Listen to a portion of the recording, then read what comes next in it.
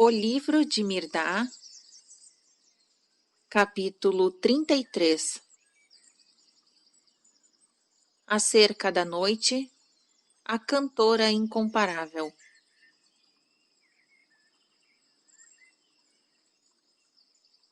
Narrativa de Naronda. Como o exilado sente saudades de seu lar, assim tínhamos nós saudades do ninho da águia, que nos ventos gelados e as tempestades de neve haviam tornado inacessível durante todo o inverno. O mestre escolheu uma noite de primavera, cujos olhos eram suaves e brilhantes, cujo alento era cálido e perfumado, cujo coração palpitava mais rápido e desperto para nos levar ao ninho da águia. As 8 pedras planas que nos serviam de bancos ainda estavam dispostas exatamente no mesmo semicírculo, tal como as havíamos deixado no dia em que exatamente o mestre fora levado a Betar. Era evidente que ninguém visitara o ninho da águia desde esse dia. Cada um de nós tomou o seu lugar costumeiro e ali ficou à espera de que o mestre falasse. Ele, porém, não abria a boca.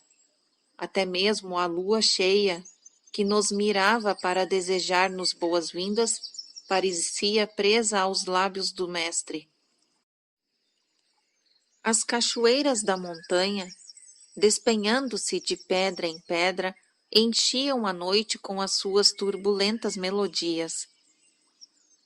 De quando em quando, o pio sinistro de uma coruja ou a canção rascante de algum grilo chegavam aos nossos ouvidos. Durante muito tempo permanecemos em silêncio, antes que o mestre levantasse a cabeça e, abrindo seus olhos semicerrados, principiasse a falar. Narrativa de Mirdá. Neste silêncio que agora reina, Mirdá gostaria que ouvisseis as canções da noite. Prestai ouvidos ao coro da noite, que a noite é realmente uma cantora incomparável. Dos mais escuros esconderijos do passado, dos mais luminosos castelos do futuro, dos pináculos dos céus e das profundidades da terra, as vozes da noite se desprendem e voam até os mais recônditos lugares do universo. Em poderosas ondas, elas rolam e giram em volta dos vossos ouvidos. Descarregai completamente os ouvidos para que possais ouvir bem. Aquilo que o dia, alvoroçada e despreocupadamente apaga, a noite restaura com a sua extraordinária magia. Não se escondem a lua e as estrelas do ofuscamento do dia? Aquilo que o dia afoga na sua fantasiosa simulação, a noite exalta nas suas estáticas canções. Até mesmo os sonhos das plantas ampliam o coro da noite. Segue os versos. Apurai vossos ouvidos às esferas, que cantam pelo céu afora. Ouvi suas cantigas de ninar para o nenê gigante que dorme no seu berço de areias movediças, para o rei dos mendigos vestidos de trapos, para o corisco agrilhoado, para os deus envoltos em faixa. Escutai a terra que ao mesmo tempo dá à luz, amamenta, cria, faz casar e enterra. Escutai as feras rondando-a na floresta, répteis rastejando pela sela, insetos zunindo suas canções místicas, pássaros ensaiando os seus sonhos, contos dos prados, cantigas do regatos, árvores e arbustos e tudo que respira, sorvendo a vida na taça da morte.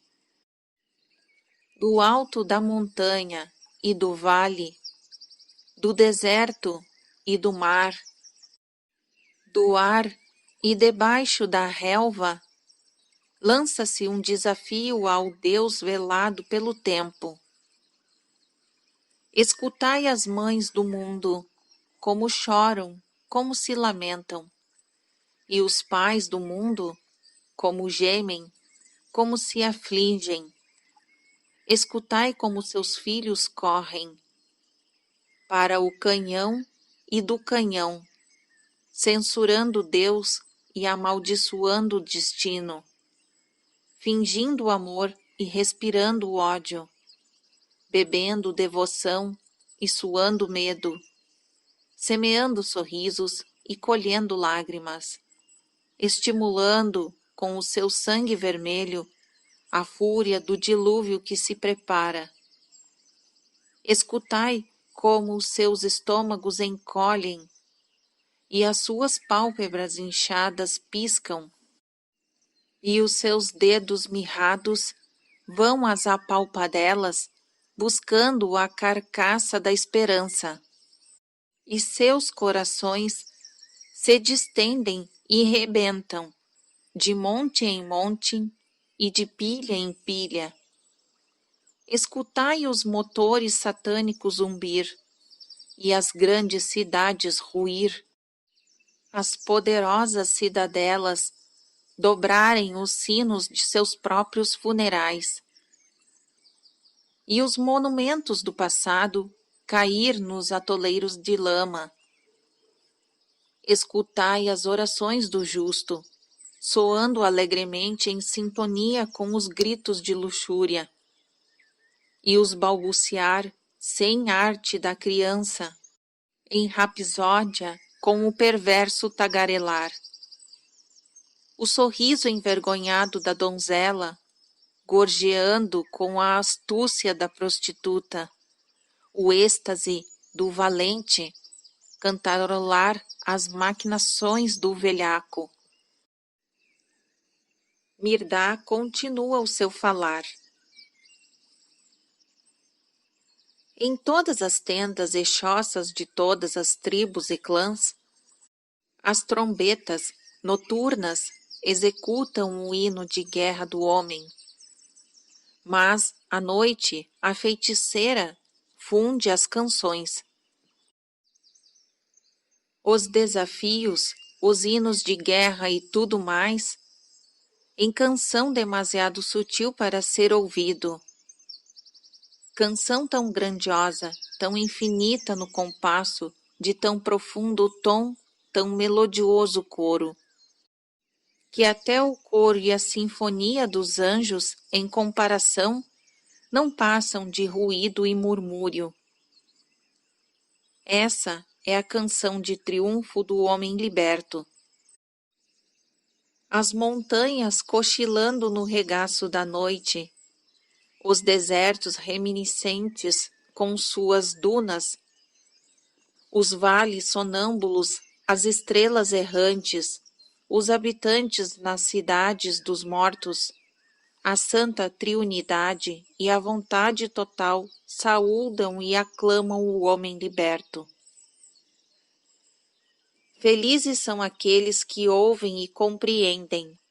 Felizes são aqueles que, ao se encontrarem sós com a noite, sentem-se calmos, profundos e vastos como a própria noite, cujas faces não são feridas no escuro pelos males que eles não cometeram no escuro, cujos olhos não estão cheios de lágrimas que fizeram seus semelhantes verter, cujas mãos não coçam de má intenções e de ganância, cujos ouvidos não assobiam dos silvos de luxúria,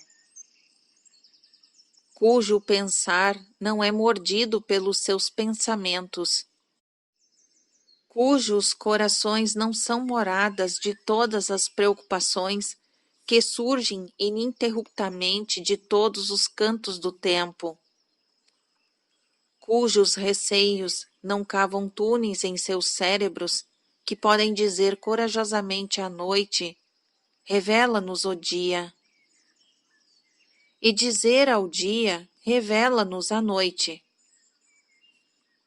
Sim, 3 vezes felizes são os que, estando a sós com a noite, sentem-se tão à vontade, tão em paz, tão infinitos como a noite. Para eles somente é que a noite canta a canção do homem liberto. Se vós quiserdes enfrentar a calúnia do dia, com a cabeça erguida e os olhos abertos, fazei por conquistar logo a amizade da noite. Sede amigos da noite. Lavai completamente vossos corações no próprio sangue da vida e colocai-o no coração da noite. Confiai vossos ardentes desejos ao seio da noite e imolai aos seus pés vossas ambições, para serdes livre pela sagrada compreensão. Sereis então invulneráveis a todos os dardos do dia, e a noite testemunhará por vós perante os homens de que realmente sois homens libertos. Embora os dias plebiscitantes vos atirem para um lado e para outro, e as noites sem estrelas vos envolvam em sua melancolia, e sejais atirados à encruzilhada do mundo, em que não há rastros ou sinais de que vos mostrem o caminho. Não temais nenhum homem ou circunstância, nem tenhais a menor sombra de dúvida de que os dias e as noites, bem como os homens e as coisas, que os mais comandeis, pois tereis conquistado a confiança da noite. E o que conquista a confiança da noite pode facilmente comandar o dia vindouro. Dai ouvidos ao coração da noite, pois nele bate o coração do homem liberto.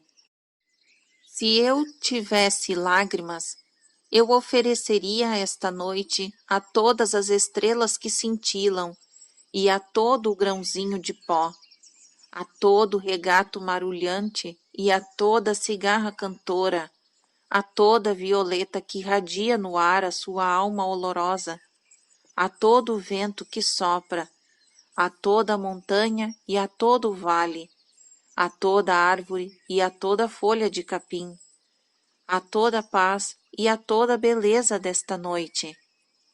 Derramaria minhas lágrimas diante delas como apologia pela ingratidão e pela ignorância selvagem dos homens.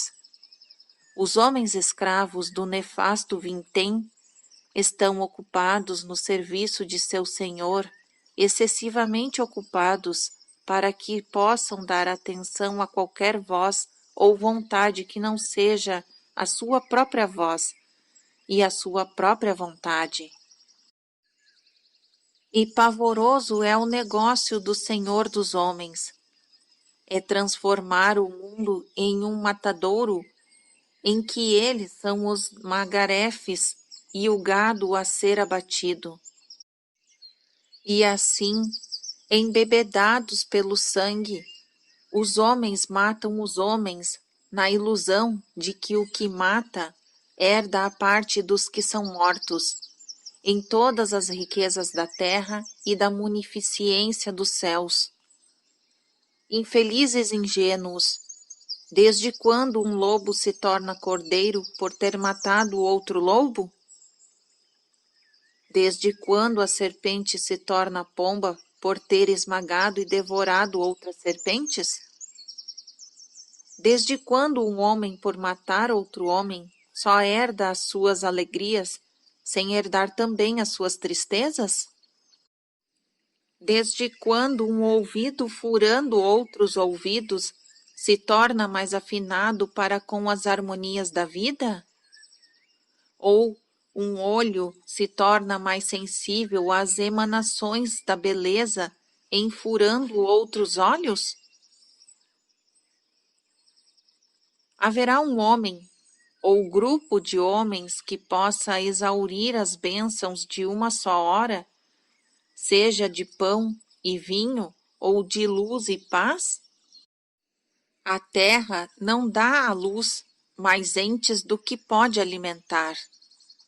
Os céus não exigem nem furtam a subsistência de seus filhos. Mente aquele que diz aos homens: quem quer encher a sua arca de prata, tira a vida alheia e herda daquele a quem a mata. Como pode ele prosperar com as lágrimas, o sangue e a agonia dos homens que não puderam prosperar no seu amor? E no leite e no mel da terra e na profunda afeição dos céus? Mentem aqueles que dizem aos homens: cada nação para si própria. Como poderia a centopeia caminhar para frente um só centímetro se cada uma de suas pernas se movessem em direção diferentes? Ou impedir o progresso das outras, ou planejar a destruição das outras? Não é por acaso a humanidade um monstro centípede cujas pernas são as várias nações? Mentem quem diz aos homens: dirigir é uma honra, ser dirigido é uma vergonha. Não é o cocheiro guiado pelo burro que o transporta? Não está o carcereiro preso ao dever de vigiar o encarcerado? Na verdade, o burro dirige o seu cocheiro e o criminoso prende o seu carcereiro. Mente quem diz aos homens: ganha a corrida o mais esperto, o direito pertence ao mais forte. A vida não é uma corrida disputada com os músculos e a força. O aleijado e o mutilado muitas vezes alcançam a vitória muito mais rapidamente do que o sadio. E às vezes até um mosquito vence o gladiador. Mente aquele que diz aos homens que o mal não pode ser corrigido senão pelo mal. Um mal superposto a outro jamais poderá tornar-se um bem. Deixa em sossego o mal e em pouco tempo ele se destruirá em si mesmo. Mas os homens são crédulos para com a filosofia de seu senhor. O vintém e os seus vorazes abutres acreditam piamente e religiosamente, cumprem as suas mais disparatadas fantasias, ao passo que não ouvem a noite que canta e prega a libertação, e nem o próprio Deus ouvem ou nele confiam. E vós, companheiros, sereis por eles marcados como doidos ou impostores. Não fiqueis ofendidos com a ingratidão e a dolorosa zombaria dos homens. Trabalhai com amor e interminável paciência, para libertá-los de si mesmo e do dilúvio de fogo e sangue que em breve virá sobre eles. Já é tempo dos homens pararem de matar os homens. O sol e a lua e as estrelas estão desde a eternidade esperando ser vistos e ouvidos e compreendidos. O alfabeto da terra aguarda ser decifrado. As estradas do espaço esperam ser viajadas. O fio enredado do tempo aguarda ser desenredado. A fragrância do universo ser inalada, as catacumbas da dor serem demolidas, a caverna da morte ser devastada, o pão da compreensão ser provado, e o homem, Deus enfaixado, ser libertado de suas faixas. Já é tempo dos homens pararem com a pilhagem dos homens e unirem fileiras para levarem à frente a tarefa comum. Imensa é a tarefa, porém doce será a vitória. Tudo mais, em comparação, é banal e vazio. Sim, já é tempo. Poucos, todavia, darão ouvidos. Os outros terão que aguardar novo chamado, nova alvorada.